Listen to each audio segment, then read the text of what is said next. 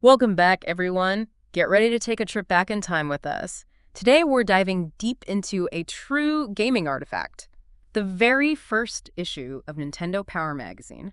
July, August 1988. Can you believe it? Wow, 1988. Now that's a blast from the past. We're not just going to flip through it, though. We're going deeper. Like, how did Nintendo use this magazine to, talk to those early NES fans? Was it all just like, here's some cheat codes, here's a walkthrough, or was there something more going on? It's wild to think about it now, right? This magazine was like the connection between Nintendo and everyone at home.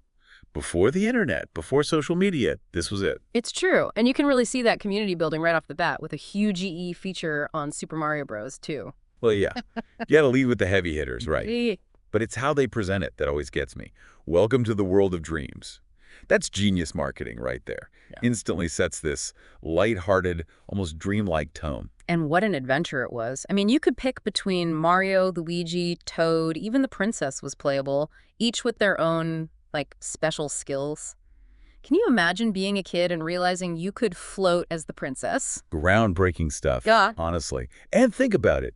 Giving players all the different characters and playstyles. Nintendo is basically inventing replayability before it's even a thing. Totally. In the magazine, it really breaks down all those mechanics, like the how to play section. It tells you everything, how to pick up and throw enemies, how to do that awesome power squat jump. They walk that fine line, They guide you if you're just starting out. But then they also drop these hints, these little challenges, almost like they're saying, hey, master this and you'll be unstoppable. Oh, absolutely. It's like they knew exactly how to get those young gamers hooked. And speaking of hook, that know your enemies section. Pure genius, those colorful sprites, the descriptions. It was like a field guide to all the weird and wonderful creatures in the Mushroom Kingdom. More than just a pretty picture, though. They're sneaking in some serious strategy there. Weaknesses, attack patterns, it's all there, disguised as a fun little spread. It's like a crash course in Super Mario Bros. 2 strategy. And then just when you think it can't get any better, bam, you stumble upon this feature on the Second Quest of Zelda. Ah, the Second Quest. A secret world, hidden inside a game that was already a masterpiece. This was way before DLC and all that jazz, so finding it felt like, I don't know, unearthing some ancient treasure map or something. And they weren't afraid to lend a helping hand either. They actually included complete overworld and dungeon maps for the Second Quest. Can you imagine a game doing that today? It speaks to how different things were back then. They wanted players to experience everything the game had to offer. Giving those maps out, it made sure that even if you hit a wall, you wouldn't give up. And when you finally beat it, man, that feeling of accomplishment, that's what kept people talking, kept them coming back for more. It's like they're saying, we're in this together, kid. And honestly, that's a pretty genius way to build a loyal fan base. Okay, so we've got Mario, we've got Zelda. Okay. What else did Nintendo Power cram into this already packed issue? Seriously, this issue is they're showing off. Look at all the awesome stuff the NES can do. You've got Mario, you've got Zelda, and then bam, they hit you with a triple play of baseball games. And it's not just about quantity, right? They understood that even back then, gamers had different tastes. Look how they present each game, bases loaded. It's all about that immersive experience. They want you to feel like you're right there on the field. Then you've got RBI Baseball, totally different vibe. It's all about strategy, team management. It's like they're saying, hey, we got something for everyone. And speaking of something for everyone, this next section, man, it just warms my heart. Counselor's Corner. It's like their wise old neighbor who always had the answers to your gaming problems. Genius idea.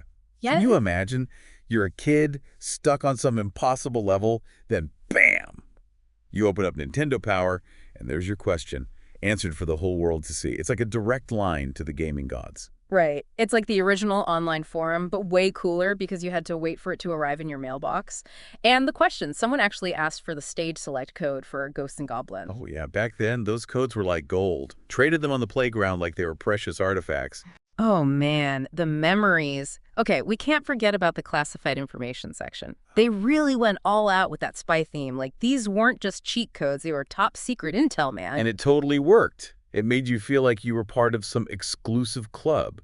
Like you knew the secrets that unlocked the true potential of these games. Before we get to those secrets, though, how about a quick detour? We gotta talk about Howard and Nestor. The president of Nintendo showing off his personal game collection. So cool. Brilliant PR move. He's not just some suit in a boardroom. He's a gamer, just like us. It made Nintendo feel more relatable, It's like he's saying, hey, I might run this company, but I also spend my weekends battling Goombas. Love it. Okay, then there's Pack Watch. Yeah. This section, man, it's like a time capsule of pure gaming hype. This was before the internet, remember. No trailers dropping every 5 seconds, no endless blog posts. This was it, your window into the future of gaming. It's like they're saying, get ready, because these games, they're going to blow your mind. They've got previews for Indiana Jones and the Temple of Doom, Terra Cresta in 1943, games that are still legendary today. And it's not just like, oh, here's some screenshots. No, they use this super descriptive language. It's like they're trying to transport you into the game world. They understood how to build anticipation, how to tap into that excitement, and they keep that energy going with Players Forum, where they actually publish letters from readers. Seriously, can you imagine seeing your letter, your thoughts on a game printed in Nintendo Power? It must have been like winning a contest. And the variety, man, people talking about their favorite games, sharing strategies, even sending in their own drawings, pure gold. It created a real sense of community, a shared passion for gaming. And let's not forget the NES Achievers section, a roll call of high scores that probably sparked countless rivalries and late-night gaming sessions. Yeah, some of those kids were probably bragging about those scores for years. Yeah, I was featured in Nintendo Power, topped the Metroid leaderboard, no big deal. And finally, we've got the top 30, the ultimate ranking of the most popular NES games as voted by the players themselves. The Legend of Zelda at number 1, no surprise there. A fascinating glimpse into the gaming landscape of 1988, and the variety on that list. Amazing. You've got your action games, your sports games, even some puzzle games sneaking in there. Just that even back then, the NES had something for everyone. Okay, we've covered a lot of ground here. But now, the moment of truth. It's time to declassify some of that classified information. Are you ready to dive into the world of cheat codes? Get me with your best shot. Let's unlock some secrets. Okay, time to break open the vault and dust off some of those classified cheat codes, 1988 style. No internet required, just you, me, and a stack of Nintendo Power. What treasure are we digging up first? Buckle up, because we're about to unleash a maneuver so daring, so strategic, that it could only come from the depths of, well, the classified information section. The legendary pull the goalie and go for it technique in ice hockey. Wait, pull the goalie? You mean like leave the net completely open? Who in their right mind would risk it all like that? Think about it. You're down by 1 goal. The clock is ticking down to the wire. Desperation time. That's when you pull out this bad boy. You sacrifice defense for a chance, a slim chance, at a last-minute tie. It's the ultimate gamble. Pure adrenaline. I can practically hear the controllers hitting the floor. Oh. Okay, what else have we got? Hit me with another one of those retro game changers. All right, how about a trip back to the jungle? We're talking Contra, a game that was practically designed to make you tear your hair out. But have no fear, because Agent 099 has our back with a code so powerful it's practically mythical. Contra. Oh man, I spent countless hours battling those alien hordes. What kind of secret weapon did they unearth from that digital jungle? Get ready for this, because this code is the ultimate game changer, the Extra Life command. Extra life, don't hold out on me. How many lives are we talking? About 33. 30. That's practically a free pass to the final boss. No more starting over, no more memorizing every single enemy pattern. Just pure, action-packed, run-and-gun mayhem.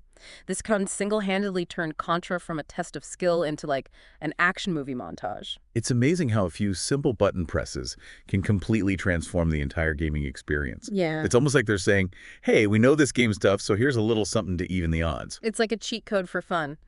Speaking of which, what secrets await us in the mythical realm of, wait for it, Athena? Ah, Athena. A game steeped in Greek mythology where you clash with mythical beasts and wield the weapons of legends. But even the bravest heroes need a little something extra sometimes. Don't tell me another extra life code, or maybe an invincibility potion. This secret is a little more organic. Agent 125 has discovered that the key to ultimate power lies within the humble magic mushroom. Hold on, magic mushroom, like the power-up from Super Mario Bros. Did Mario's stash somehow end up in ancient Greece? It seems even mythical warriors appreciate a good power-up. Combine that mushroom with the dragon helmet, the lion's shield, and the fire sword, and you reach a level of power that's practically godly. Okay, mushroom-powered Greek warrior officially added to the gaming bucket list. What's our final classified file? For our last trick, we journey back to the world of virtual pugilism with, you guessed it, Mike Tyson's Punch-Out!, a game that pushed a generation to master the art of the counterpunch, to dance around the ring with lightning reflexes. A true test of timing and skill.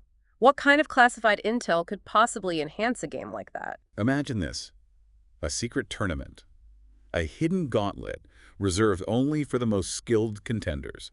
Welcome to the Another World circuit. Another world circuit sounds legendary. Who are we facing off against in this secret tournament? This isn't just some rehash. We're talking a brand new roster of opponents, each more challenging than the last. It's the ultimate test, a chance to prove your skills against the very best, including a rematch with the one and only King Hippo. Talk about bragging rights. Yeah, I beat Mike Tyson in the Another World Circuit. You probably haven't even heard of it. It's a perfect example of how Nintendo Power didn't just tell you about games, it enhanced them. It added layers of depth and excitement that you couldn't find anywhere else. It was like they were handing you the keys to a secret world, a world hidden within the pixels and cartridges of the NES. Well, folks, that about wraps up our deep dive into the first ever issue of Nintendo Power.